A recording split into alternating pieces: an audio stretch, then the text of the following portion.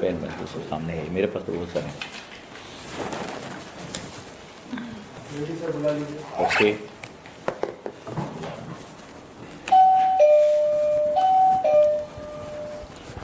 May I come in sir? Come in please. Good afternoon sir. Good afternoon sir. Very good, thank you sir. सबसे पहले अपना introduction दीजिए board को, जिसमें अपने नाम, कास्ट और प्लेस का उल्लेख मत कीजिएगा। सर मैंने 2019 में JSS academy of technical education में बीटेक किया है मैकेनिकल इंजीनियरिंग में। उसके बाद सर मैं 2024 में लेखपाल के पद पर अमेठी गौरीगंज में तैनात हूँ। और सर ये मेरा बीपीएससी में 5th अटेम्प्ट है। मैंने एक बार इंटरव्यू दिया है, मेरा सेकंड इंटरव्यू है। और मेरा ऑप्शनल सर हिस्ट्री है। ओके, और हाँ, मेरा और कुछ अगर मिस हो रहा और सर हॉबीज मेरा कबड्डी खेलना और पोएट्री लिखना है। Very good. और कोई क्वालिटी भी है, कोई स्ट्रेंथ आपको लगती हो जो आपकी पर्सनालिटी को आपने अब तक ऑब्जर्व किया हो? मैं हार्ड वर्किंग सर हूँ और बहुत टीम मैनेजमेंट के तौर पे अच्छा कार्य करता हूँ। चलिए, so we know all about you. Yes sir. अब आप ये बताएं कि मैकेनिकल इंजीनियरिंग 2019 में आपने करी, कंप्लीट की। Yes sir. और एक बात तो समझ में आती है कि सिविल सर्विसेज के उसमें समय लगता है, लोग तैयारी करते हैं। यस लेकिन फिर लेखपाल का पद आपने ज्वाइन किया है, यस सर। तो आपको नहीं लगता कि आपने थोड़ा कंप्रोमाइज किया है अपनी स्किल्स के साथ, अपनी एजुकेशन के साथ? Yes sir. मैं बीटेक के बाद सर, उसके बाद मैं जब यूपीएससी की तैयारी करना शुरू किया, उसके बाद मैं इंटरव्यू दिया, मेरा इंटरव्यू नहीं हुआ। उसके बाद मुझे सर फाइनेंशियल प्रॉब्लम थी, तो मैंने सोचा कुछ इसके साथ एक जॉब ले ली जाए। तो मैंने लेखपाल का पेपर दिया, मेरा हो गया, तो मैं इसे सर ज्वाइन कर लिया। अच्छा, तो आप मतलब कुप अप कर पाते हैं अपने आप को कि लेखपाल के पद पे कई बार ऐसा होता होगा एसडीएम या आपके ऊपर तो मान लीजिए नायब तहसीलदार है, कोई भी ऐसा बोलता होगा, तो कभी आपको ऐसा हर्ट फील नहीं हुआ अभी तक? कितना 24 में ज्वाइन किया आपने? 1 साल हो गया जॉब करते? 1.5 साल। Yes sir. कोई ऐसा कन्फ्रंटेशन? नहीं सर, अभी ऐसा कुछ नहीं हुआ। जो अधिकारी ऊपर निर्देश देते हैं वो कार्य करते हैं सर। अच्छा, यस सर। क्या क्या कार्य हैं लेखपाल के? एक तो बेसिक काम है, यस। उसके अलावा क्या क्या काम करने पड़ते हैं? एक सर जो हम लोग का मुख्य कार्य है वो भूलेख को अपडेट करना। उसके अलावा सर आय जात निवास रिपोर्ट लेने में सहायता करना। जो गवर्नमेंट की स्कीम है उसको ज़मीनी स्तर पे लागू कराना। उसके अलावा अभी एसआईआर चल रहा था सर, उसमें हम लोग सुपरवाइजर बने थे। और सर इसके अलावा राहत का काम होता है, हम लोग करते हैं। अभी कंबल वितरण चल रहा है सर, कंबल वितरण में हम लोग सर सहयोगी हैं। ऐसे नहीं लगता भारत में जो सेवाओं का प्रबंधन है इस तरह से, यस सर, जो मेन काम है इसको छुड़ाकर इस तरह के जो काम दिए जाते हैं? देखिए हमारे यहाँ इलेक्शन की स्थिति हमेशा ही रहती है। Yes sir. आपदा और बाढ़, चूंकि यूपी बिहार को देखें तो हमेशा कुछ ना कुछ आता रहता है। Yes sir. तो जो हमारा स्पेसिफिक काम है उसकी जगह में जनरलाइज काम करने पड़ते हैं, जिसमें हमारा बहुत कंट्रीब्यूशन है, हमारी टेक्निकल एजुकेशन नहीं है। यस। तो इससे जो भूमि का जो मेन काम है उस पर भी प्रभाव पड़ता है, ऐसा कुछ फील हुआ आपको? यस सर, कभी कभार होता है कि जैसे जब एसआईआर चल रहा था तब जो हम लोग मूल काम था, जैसे पैमाइश था और अन्य काम नहीं कर पा रहे थे, बाकी अन्य टाइम पे ऐसा कोई होता नहीं कि मैनेज हो जाता है जब। Yes sir. तो एसआईआर में आपका क्या अनुभव रहा? जैसे बहुत बीएलओ लेवल पे लोगों ने आत्महत्याएं कर ली, यस। इतना प्रेशर था, बहुत तरह के सोशल मीडिया की न्यूज देखिए तो ऐसा लगता है कि बहुत ज्यादा गड़बड़ हो रही है। आपका ग्राउंड का अनुभव क्या था? सर मैं सुपरवाइजर के रूप में तैनात था, मेरे अंदर 9 बीएलओ थे। मैं सर, मुझे ग्राउंड लेवल पे प्रॉब्लम हुई थी क्योंकि बहुत ज़्यादा सर मतलब अचानक से बहुत ज़्यादा काम आ गया था और सर हम लोग को प्रशिक्षण उतना मिला नहीं था। लेकिन जैसे उसके बाद हम लोग का 2-3 दिन का प्रशिक्षण हुआ तहसील स्तर पर, उसके बाद हम लोग को प्रॉब्लम कम हो गई और जो भी कार्य था हम लोग सर संपादित किए। कितना परसेंट आपका एक्यूरेसी रहा, मतलब जितने? मेरे सर लगभग मेरे यहाँ से सर, जब मैं था उसके बाद मैंने अभी छुट्टी लिया है तब, लेकिन तब लिस्ट जा चुकी थी। मेरे यहाँ सर 82% लोगों का मैपिंग हो चुकी थी, 2003 से कन्फर्म मैपिंग थी। कुछ कमी लगी कि कुछ और अच्छे से इम्प्लीमेंट होता तो शायद? Yes sir. क्या? जैसे जो मेरे यहाँ के बीएलओ थे वो सर उतना जानते नहीं, खास करके टेक्नोलॉजी पर ऐप में नया नया रोज अपडेट आता रहता था और सर वो जानते नहीं थे। हम लोग को बताया जाता तो हम लोग जाके उनको बताते, और बताते के बाद फिर वो भूल जाते थे, फिर फ़ोन करके पूछते थे कि इसमें क्या किया जाए क्या नहीं। फिर ये सर दिक्कत हो रही क्योंकि बीएलओ जो है वो बहुत प्रशिक्षित नहीं और उनकी एज भी ज़्यादा हो चुकी थी, महिलाएं हैं ज़्यादातर, तो टेक्नोलॉजी पर सजग नहीं। अभी क्या आंकड़ा है कि उत्तर प्रदेश से कितने लोग बाहर हो गए हैं? सर अभी उत्तर प्रदेश के आंकड़े से जो अभी आई लिस्ट उसी के हम लोग के लगभग सर 2 करोड़ समथिंग कुछ लाख हैं। कितना एग्जैक्ट याद नहीं सर, सॉरी अभी भूल गया हूँ सर। अच्छा, ये जो लैंड में आपको सारी चीजें जो भूमि संग्रहण से संबंधित चीजें हैं, Yes, है ना, और भूमि विवाद का बड़ा जरिया है। यस और जैसे ही लेखपाल कानून को इस तरह का पद आता है, एक शब्द आता है करप्शन, यस और कहा जाता है इकाई यहीं से शुरू होती है करप्शन की। यस क्यों? क्योंकि सर जैसे जो लेखपाल होता है वो सर लोगों से डायरेक्ट मिलता है, लोगों के डायरेक्ट काम करता है। तो अगर कोई लेखपाल किसी तरह की भ्रष्टाचार करता है तो वो हाईलाइट हो जाता है, क्योंकि लोग तुरंत हाईलाइट करते हैं और लोग फिर उनका परसेप्शन होता जाता है, क्योंकि लोगों से डायरेक्ट है, इसीलिए ये परसेप्शन बहुत ज़्यादा हो गया, क्योंकि लोगों मिलना जुलना ज़्यादा है। आप मैकेनिकल इंजीनियर हैं। Yes sir. ये जो डेटा है, इसके लिए कोई टेक्नोलॉजी का इस्तेमाल करना या सरकारों की तरफ से आया, या आपका अपना सुझाव कि कैसे हम मैकेनाइजेशन करें, कैसे नई टेक्नोलॉजी का उपयोग करें जिससे भूमि आंकड़ों से संबंधित जो घपले हैं वो रोके जा सके? सर जैसे एक उत्तर प्रदेश में इनिशिएटिव लिया गया था और रियल टाइम खतौनी बनाई जा रही थी, और ये जो लैंड रिकॉर्ड मॉडर्नाइजेशन प्रोग्राम के तहत वो अब लगभग बन चुकी है हमारे यहाँ रियल टाइम खतौनी उत्तर प्रदेश में। बिहार में भी लैंड सर्वे चल रहा है, और जो अन्य चीज़ें जैसे खसरा हुआ भी ऑफलाइन ही बन रहा है, लेखपाल ही बनाते, इसको ऑनलाइन किया जा सकता है सर। कि ऑनलाइन जैसे ये खतौनी होती है 60 वार्षिक, खसरा होता है प्रति वर्ष, तो इसको भी ऑनलाइन किया जा सकता है। आपको पता है चंद्रबाबू नायडू जब पहले इंटीग्रेटेड एपी था आंध्र प्रदेश, तो उन्होंने एक मॉडल भूमि संग्रहण संबंधित शुरू किया था, अपस्वान मॉडल, सुना उसको? APSWAN। नहीं sir, sorry sir. Andhra Pradesh state wide area network, नहीं सुना? ब्लॉक चेन टेक्नोलॉजी सुना है? Yes sir. ये ब्लॉकचेन टेक्नोलॉजी कैसे इस तरह की समस्याओं को सॉल्व कर सकती है? सर ब्लॉकचेन टेक्नोलॉजी में जैसे क्या हो, ब्लॉकचेन टेक्नोलॉजी एक मतलब डाटा का ऐसा संगठन जो सभी लोग देख सकते हैं, उसमें कोई एक व्यक्ति नहीं, उसमें सभी एडिट कर सकते हैं या सभी को डाल सकते हैं। तो इसमें सर जैसे क्या है कि आप सभी, जैसे हम हैं लेखपाल या अन्य RI हैं, तो उसमें क्या होगा, जैसे मैं कुछ ज़मीन पे देख रहा हूँ तो उसको अपडेट कर दिया, वो सभी कर सकते हैं। अभी क्या है कि जो हम लोग रिपोर्ट देंगे, कंप्लायंस रिपोर्ट भूलेख के पास जाएगी, वहाँ से लगेगी तभी होगा। तो लगता है BCT जो ब्लॉकचेन टेक्नोलॉजी है, वो इस तरह की समस्याओं को रोकेगी। Yes sir. ब्लॉकचेन में क्या होगा, सभी लोग सब कर सकते हैं फिर। हाँ, तो एक लाइन में बोले वो पब्लिक लेजर है। Yes sir, public ledger. आप मैकेनिकल इंजीनियर हैं। Yes sir. तो कोई ऐसी बातें, कुछ चीज़ें याद हैं या लगभग सब भूल गए जो मैकेनिकल इंजीनियरिंग में पढ़ी थी आपने? याद है सर, कुछ बेसिक चीज़ें याद है, बाकी सर वैसे जैसे सर इंजन याद है या अन्य कई चीज़ें जो। कार्नोट इंजन याद है? Yes sir.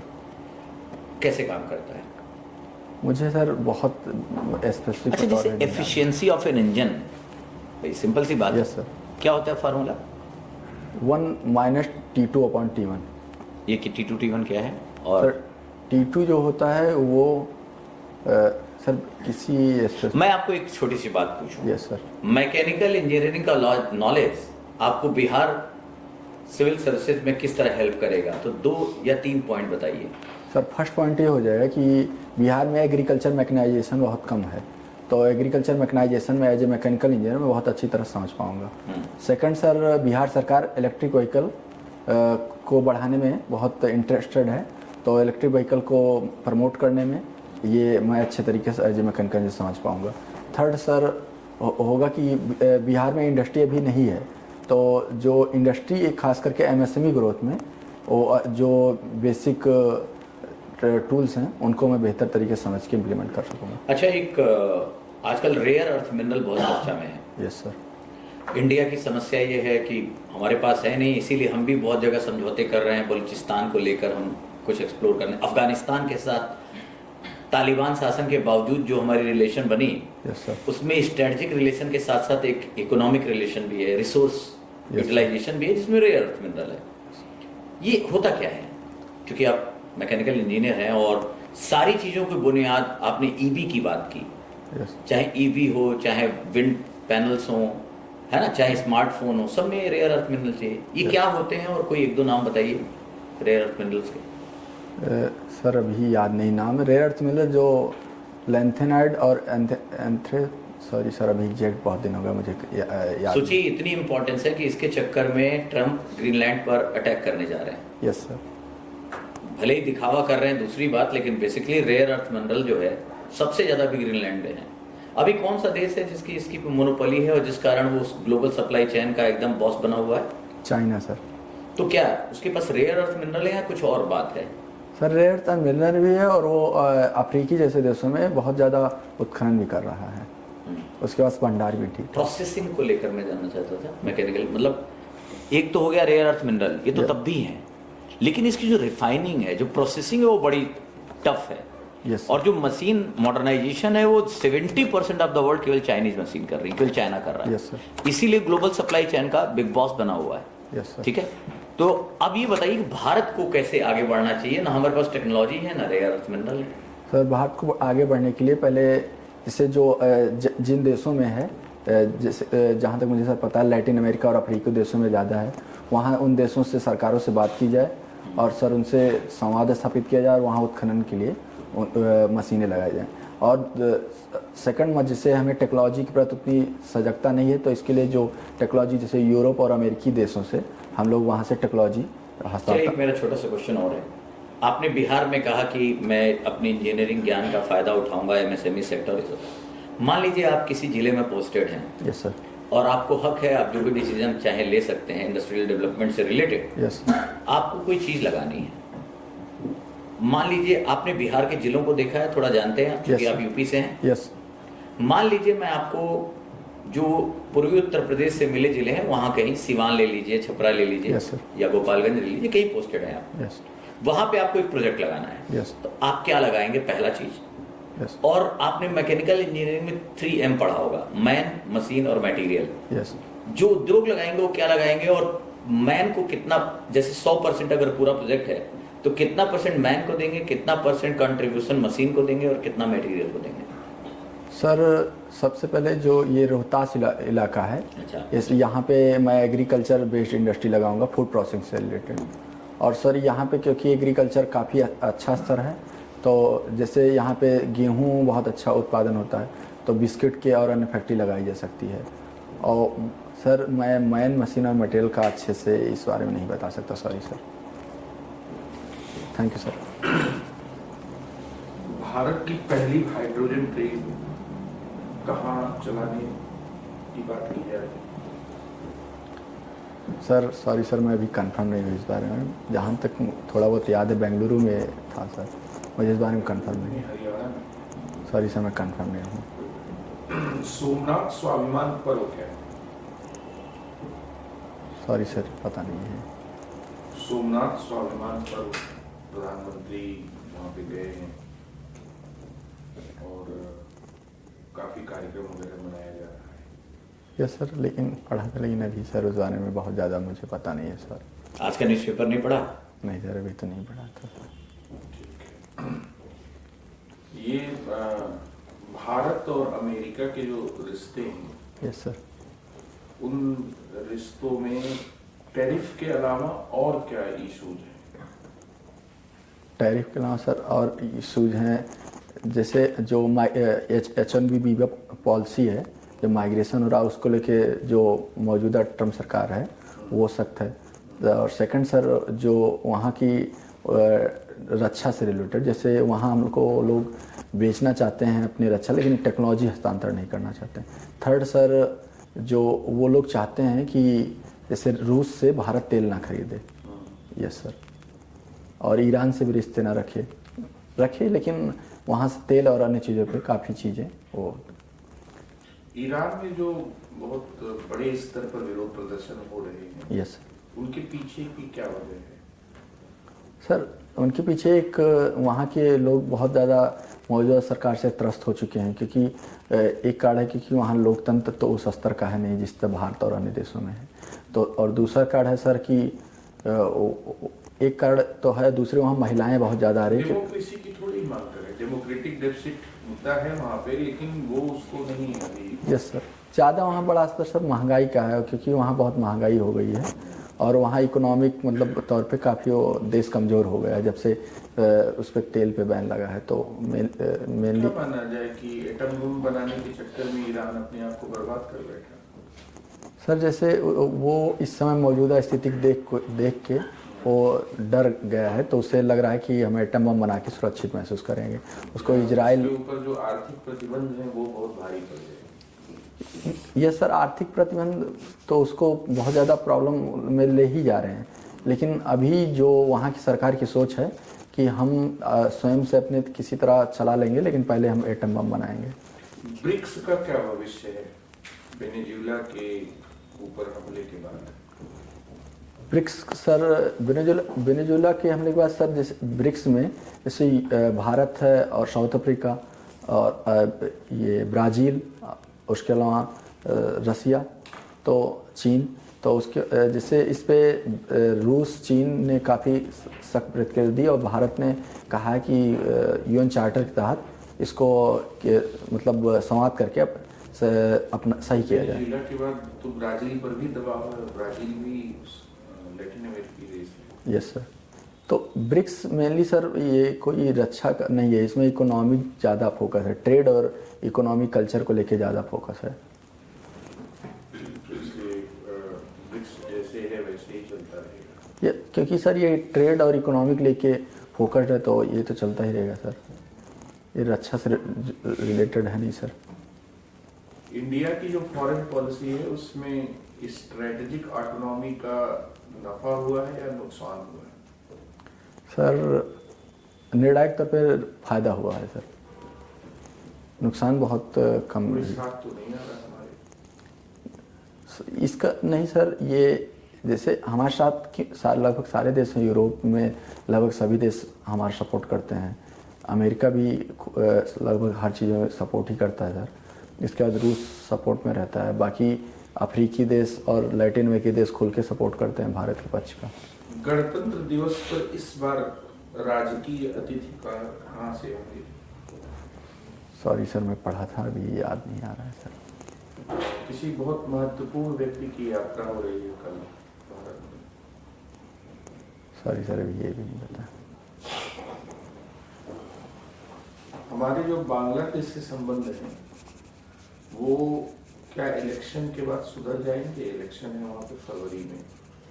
सर जैसे अभी भारत का ये पक्ष है कि जो भी वहाँ लोकतांत्रिक रूप से सरकार चुनी जाए, उस जो भी सरकार है उससे हम अच्छे संबंध बनाएंगे।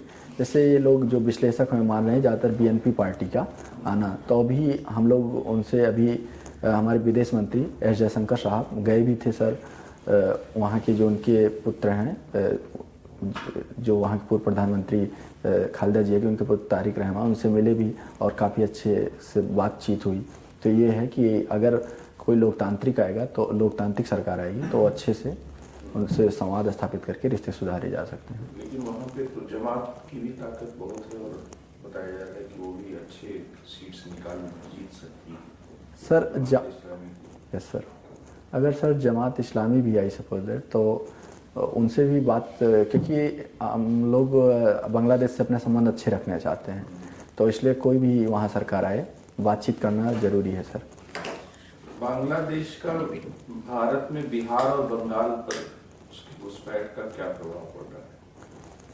सर वहाँ के जैसे बांग्लादेश में बांग्लादेश के लोग जो बंगाल और बिहार में आ रहे हैं सर, वहाँ पे आके अवैध बस्तियाँ बना रहे हैं, जिससे सर क्राइम बहुत ज़्यादा बढ़ रहा है, खास करके जो सीमाई क्षेत्र वहाँ क्राइम बढ़ रहा है, बहुत ज़्यादा अवैध तरीक़ों से मतलब सामान की मतलब ले जाया जा रहा है, जो अवैध सामान होते हैं, और अन्य चीज़ें भी हो रही हैं, जैसे वहाँ पे लोग अपने वोटर आईडी का आधार कार्ड बनवा के फेक जाली सर्टिफिकेट बनवाए हैं सर। तो ये आपको लगता है कि घुसपैठ जो है वो एक मुद्दा रहेगा? Yes sir. ये जो इंटेंसिव रिवीजन हो रहा है वोटर लिस्ट का, यस सर, इसको स्पेशल क्यों कहा जा रहा है? क्योंकि सर ये 2003 के बाद हुआ था, उसके बाद 2003 के बाद अब हो रहा है इतना गहन पुनरीक्षण, जो हर बार होता था वो केवल नॉर्मल नाम केवल समय का ही अंतर उसको स्पेशल बनाता है या कोई प्रक्रिया का अंतर भी होता है? सर मेनली सर इसमें इसलिए हो रहा है क्योंकि 2003 की वोटर लिस्ट से मिलान हो रहा है कि 2003 की वोटर लिस्ट में थे पहले और कौन नहीं थे। और जो इसके पहले होता है जो साल भर में होता है उसमें मिलान नहीं होता था, उसमें नए नाम जुड़ते थे और जो नाम हटते थे मर जाते थे उनका नाम हटा दिया जाता था। इस बार मिलान हो रहा है 2003 में कौन थे और उनके अलावा जिनका नहीं था उनको अपना साक्ष्य देना होगा तभी वो वोटर लिस्ट में इलेक्टोरल रोल में ऐड होंगे sir. Thank you sir. Amethi जिले में क्वेश्चन है क्या सर? अमेठी डिस्ट्रिक्ट में question yes sir. Yes sir. ये बताइए आप गौरीगंज तहसील में हैं, यस सर। तो आपकी तहसील में कुल कितने ब्लॉक आते हैं? 3 ब्लॉक। और पूरे जिले में कितने ब्लॉक हैं? जिले का सर सॉरी सर एग्जैक्ट याद नहीं है अभी। तहसीलें तो पता नहीं कितनी है। Yes sir. कब बना था अमेठी जगह जहाँ पोस्टिंग हुई है? कितने समय पहले ये जिले का सर निर्माण? जहाँ मैं पढ़ा हूँ 2010 में, एग्जैक्ट मुझे याद नहीं है सॉरी सर। अच्छा चलिए एक्चुअल चीज़ है। आप अमेठी जिले में कार्य कर रहे हैं, 1 साल से ज़्यादा आपको। Yes sir. तो आपने ऑब्जर्व किया होगा कि कुछ वहाँ पे बेस्ट प्रैक्टिसेस अपनाई जा रही हैं। Yes sir.